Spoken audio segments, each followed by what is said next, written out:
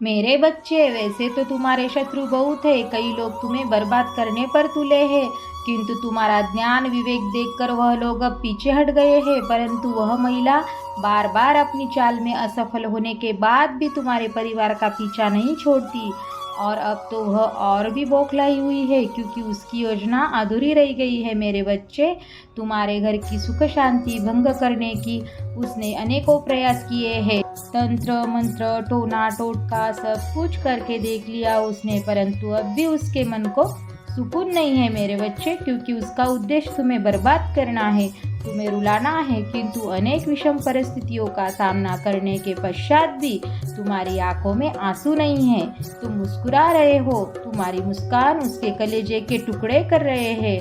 मेरे बच्चे, इस नवरात्रि उसने बहुत बड़ी योजना बनाई थी, उसने बहुत प्रयास किया था तुम्हारे घर में प्रवेश करने की, तुम्हारे परिजनों से संपर्क करने की, किंतु वह तुम्हारे चौखट पर कदम नहीं रख पाई। तुम्हारे परिवार ने बहुत सावधानी रखी, किसी भी ऐसे व्यक्ति को घर में प्रवेश नहीं करने दिया, किसी को भी स्पर्श नहीं करने दिया जिस पर जरा भी संदेह हो। मेरे बच्चे, कई रात्रि उस औरत ने तुम पर तंत्र मंत्र करने का प्रयास किया, तुम्हारे घर के आसपास भटकती रही, परंतु उसके सारे प्रयास व्यर्थ चले गए हैं। मेरे बच्चे, नवरात्रि बीत गई किंतु वह कुछ नहीं कर पाई, इसलिए वह क्रोध से पागल हो गई है। उसको बहुत क्रोध आ रहा है, उसका स्वास्थ्य भी बिगड़ गया है, वह किसी से बात भी नहीं कर रही है, उसके मन में केवल एक ही विचार चल रहे हैं, कैसे तुम्हें दुख दे, कैसे तुम्हें खून के आंसू रुलाएगी। वह नए अवसर तलाश रही है। मेरे बच्चे,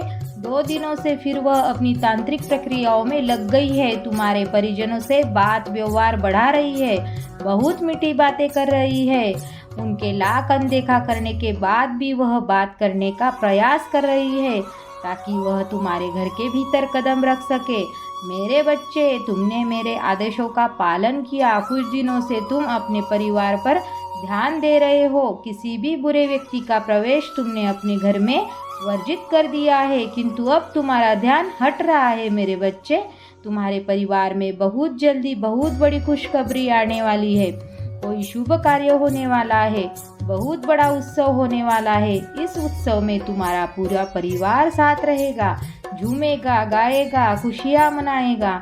तुम्हारे घर के कुछ सदस्यों के मन में एक दूसरे के प्रति कड़वाहट भर गई है, कुछ संबंध बिगड़ गए हैं। यह खुशखबरी फिर से सबके दिलों को जोड़ देगी, सारे शिकवे गिले दूर हो जाएंगे। मेरे बच्चे, ऐसे में वह महिला तुम्हारे घर में उपद्रव करेगी, अपने प्रपंच से सबके दिलों में जहर घोलेगी और एक बार फिर से तुम्हारे रिश्तों को खराब करने की कोशिश करेगी। मेरे बच्चे, एक बार पहले भी उसने यही किया था, अपनी कुटिल बुद्धि का प्रयोग करके उसने तुम्हारे परिवार में कलह कलेश करवाया था, तब वह अपनी चाल में सफल हो गई थी, तुम्हारे परिवार की एकता को उसने तोड़ दिया था।